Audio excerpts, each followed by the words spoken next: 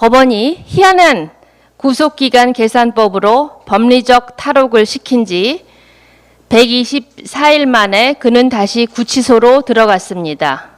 윤 어게인입니다. 이제야 제자리로 돌아갔습니다. 윤석열은 이제 다시 거리를 활보하지 못할 것입니다. 변호인들을 시켜 관련자들을 압박하지도 못할 것입니다. 윤석열에게는 내란 유죄 판결이 날 것입니다. 모든 국민이 생중계로 지켜봤습니다. 이제 꼼수는 그만 부리고 반성하며 진실 규명에 협조하기 바랍니다. 진정으로 반성하고 내란 초범이라는 점을 강조하시기 바랍니다. 내란죄 우두머리 형량은 사형 또는 무기징역, 무기금고입니다.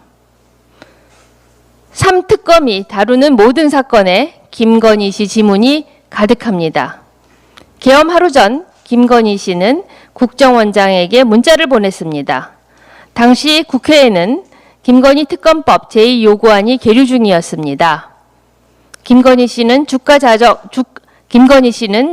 조작 사건 조사를 앞두고 김주현 민정수석과도 비화폰 통화를 했습니다. 국정원장과 민정수석이 심부름 업체 직원입니까? 김건희, 명태균 특검법에는 검사, 법사, 무당이 출연합니다. 들여다보니 지난 3년 대한민국 국정은 김건희 씨 말과 문자로 도배되어 있습니다. 김영선 전 의원 공천과 관련해서 김건희 씨는 명태균 씨에게 걱정 마세요. 잘 될 거예요. 라고 전화했습니다. 또 김건희 씨는 김상민 검사가 조국 수사 때 고생했다. 국회의원 되게 도와달라. 라고 명 씨에게 통화를 했답니다. 최일병 특감도 마찬가지입니다. 본인과 도이치모터스 주가 조작과 연루된 인물이 수사 외압 및 구명 로비 사건의 핵심으로 의심받습니다. 모든 추문과 의혹에 등장하는 대통령과 배우자를 보고 모두가 이렇게 생각합니다. 어떻게 이런 어처구니 없는 사람들이 권력을 잡았을까? 국민적 의혹의 답은 간단합니다. 검찰 권력 때문입니다. 검찰이 윤석열, 김건희 공동 정권을 만들고 함께 누렸습니다. 검찰 개혁 없는 특검은 반쪽에 불과합니다. 군부 독재 타도의 꼭지를 딴 하나회 해체처럼 특검 수사는 검찰 해체 수준의 개혁으로 이어져야 합니다. 수십 년간 계속되어 온 검찰의 음습한 지배를 끝내야 합니다. 그에 앞서 당장 필요한 일이 한 가지 있습니다. 김건희 씨는 휠체어를 타고 병원에 갈 것이 아니라 호송차를 타고 구치소로 들어가야 합니다.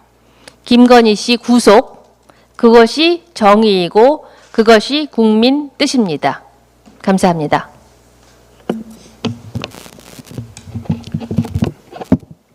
예, 최고위원 황명필입니다. 간절히 바라면 이루어진다고 하죠. 그동안 윤 어게인을 외친 사람들의 간절함이 통했는지 윤석열이 다시 구속되었습니다. 윤 어게인 구속 축하드립니다. 어떤 사람에겐 육체적 고통이 힘들고 윤석열에겐 술이 없는 것이 힘들겠지만 상식을 가진 국민들에겐 죄 지은 자가 뻔뻔하게 웃으며 활보하는 모습이 고통이었습니다. 이제 시작입니다. 많은 것들을 바로잡아야 합니다. 요즘 세상에 우울증 때문에 병원에 걸어들어가 걷지 못할 정도로 악화되었음에도 의사가 웃으며 강제 퇴원시키는 비인간적인 일이 있어서야 되겠습니까? 구약을 통째로 외워 기적이 일어난 것인지 3분간 휠체어를 타고 어지럼증이 치유되어 벌떡 일어난 김건희가 집안에서 과일을 먹느라 전화를 안 받아서 학위 취소를 못하고 있다는 말 같지 않은 소리를 계속 들어서야 되겠습니까? 표절검사 프로그램에 넣으면 30초 안에 답이 나오는 표절조사에 3년이 걸리는 비정상을 바로잡아야 하지 않겠습니까? 뉴라이트가 반민족 행위를 하며 낄낄대는 일을 더 용납할 수는 없지 않겠습니까? SRT 특실의 거북선 일장기가 문제가 되었습니다. 왜 이런 일이 벌어지는 걸까요? 뉴라이트는 이승만도 인정하지 않은 1948년 건국을 우깁니다. 당시 일본은 같은 나라였기 때문에 일본을 위해 일한 것은 애국이지 매국이 아니다라는 헛소리를 짓거립니다. 그러면서 쌀을 수출한 것이지 수탈당한 것이 아니라고 합니다. 국립대에서 헌법을 가르치는 교수라는 자는 문재인 전 대통령이 간첩이라고 합니다. 이것들 보세요. 같은 나라라며 같은 나라끼리 수출이라는 단어를 씁니까? 홈쇼핑으로 물건 사서 서울에서 울산으로 택배 보내면 수출하는 겁니까? 그리고 교수님, 간첩 신고하면 포상금이 5억이고 간첩임을 알면서 신고하지 않으면 5년 이하의 징역이지 않습니까? 문재인 대통령을 신고해서 5억을 받지 않고 5년 징역을 살겠다니 미친 거 아닙니까? 이자들도 알고 있는 겁니다. 스스로 거짓말을 하고 있다는 것을. 이 비루하고 비겁한 자들의 거짓 논리를 사회에서 추방해야 합니다. 정의롭고 용기 있는 사람들이 우리 사회의 주류가 되어야 합니다. 주류 얘기하니 생각났는데 혹시나 서울구치소는 주류가 반입되는 일이 없도록 철저히 감시하기 바랍니다. 짧은 정치 경제 얘기를 드리겠습니다. 소비쿨폰 관련해서 국민의힘이 홍역을 치르고 있습니다. 이분들이 왜 이러는지 제가 쉽게 설명드리겠습니다. 요플레 뚜껑을 핥아먹지 않는 이들이 어떻게 서민의 삶을 알겠습니까? 의원들이 통장에 수십억씩 현금을 가지고 있는 국민의힘은 대기업과 부자들을 위하는 수구정당입니다. 후원금도 뭉태기로 받는 부자정당이죠. 옛날엔 차떼기로 받았는데 요새는 푼돈 50억 정도는 그냥 아들 퇴직금으로 받는다는 소문이 있습니다. 이 사람들은 서민들에게 쓰는 돈은 아깝고 대기업과 가진 자들이 그 혜택을 보기 바라는 것입니다.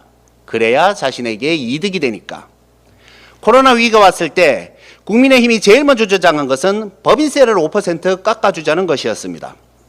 우리나라 법인세 세수가 80조에서 100조 정도 됩니다. 그리고 상위 1%의 초대기업이 이 중 85% 정도를 부담합니다. 즉 5조 원 가까운 혜택을 대기업과 재벌에게 주자는 것입니다. 코로나로 가장 힘든 건 서민과 자영업자들이었는데 왜 초대기업 법인세를 깎아줍니까? 윤석열이 취임 직후한 짓도 그랬습니다.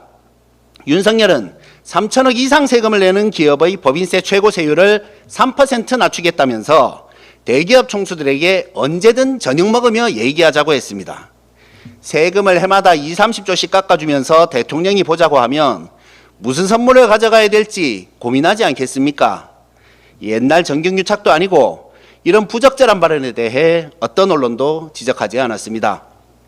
보통의 국민들이 아니라 부자만을 위하는 국민의힘, 더는 속지 마시길 바랍니다.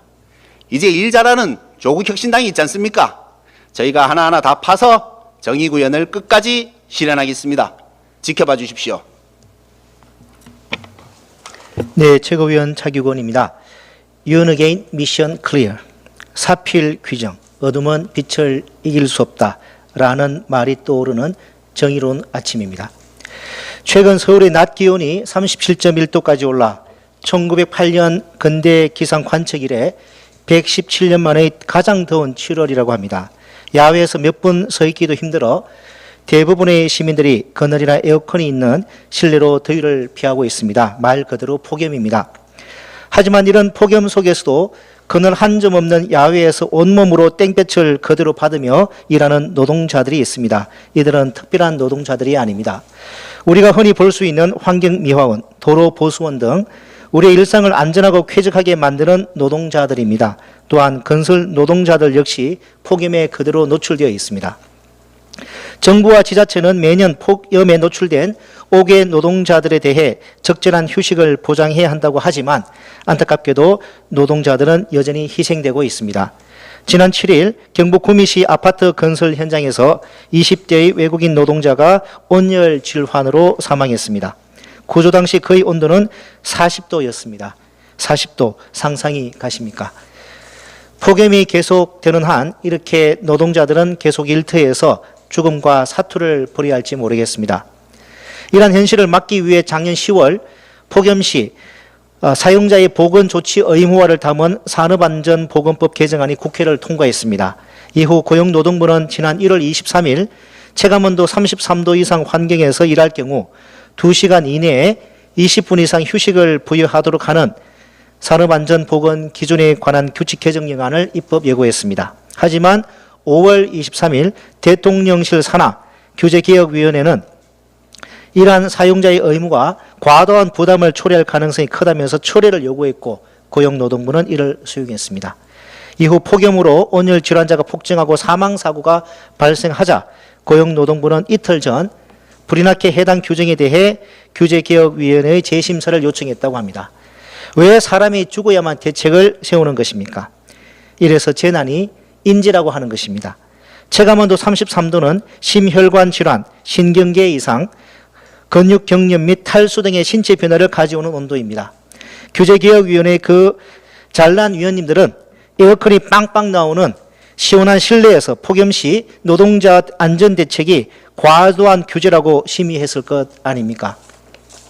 고용노동부 역시 뻔히 폭염으로 노동자들의 위험이 가중되는 것을 예상했음에도 설거머니 발을 빼더니 황급히 다시 재심의를 요청하는 것이 부끄럽지 않습니까? 저는 이들에게 체감온도 33도가 넘는 상태에서 단 10분이라도 야외에 서 있어 보라고 이야기하고 싶습니다. 그렇다면 결코 그런 결정을 내리지는 못했을 것입니다. 고용노동부가 재심의를 요청한다니 그나마 다행이지만 이것으로 충분하지 않습니다. 저는 작년에 통과된 산업안전보건법에 담기지 못한 폭염시 노동자들에게 작업 중지권을 부여하는 내용의 산업안전법 개정안을 발의하고자 합니다. 더 이상 일터에서 죽음과 싸우지 않도록 노동자들에게 작업 중지권을 보장해야 합니다. 이재명 대통령은 지난 7일 일터의 죽음을 멈출 특단의 조치를 마련하라고 지시하셨습니다. 너무나 당연한 말씀입니다. 새 정부가 말하는 새로운 대한민국은 일하는 사람들의 기본적인 생존권이 보장되는 것에서부터 시작되어야 합니다. 일터로 출근하여 영원히 돌아오지 못하는 우리의 아들, 딸, 엄마, 아빠가 더 이상 있어서는 안 됩니다. 폭염시 사용자의 보건조치 의무는 끝이 아니라 시작입니다. 구체적으로 이동식 냉방기 설치, 충분한 휴식시간 보장 등 실질적인 대책이 수립되길 바랍니다. 끝으로 고용노동부와 대통령실 산하 규제개혁위원회에 당부드립니다. 노동자들의 안전은 경제 논리로만 접근해서는 안 됩니다. 100번 양보하여 경제적으로 따져보아도 기업에 도움이 되지 않습니다. 산재는 노동력 상실과 그로 인한 업무 저해 및 각종 비용이 발생하고 기업의 이미지에도 타격을 주기 때문입니다. 일하는 사람이 일터에서 죽지 않는 그런 너무나도 상식적인 세상, 그것이 바로 광장의 시민들이 바랬던 새로운 대한민국입니다. 이상입니다.